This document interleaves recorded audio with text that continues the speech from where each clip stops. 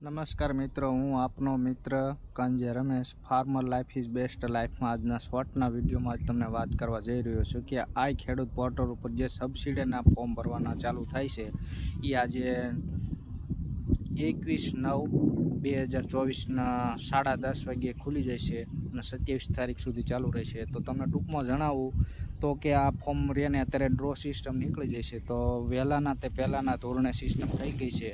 તો બધાએ document ready કરીને મોબાઈલ દ્વારા અથવા કોમ્પ્યુટર દ્વારા ફોર્મ ભરી દેવા વિનંતી. કારણ કે તમારે અત્યારેથી જ ડોક્યુમેન્ટ રેડી રાખવો પડશે. Aadhaar card, mobile number, bank passbook અને ખાતા નંબર.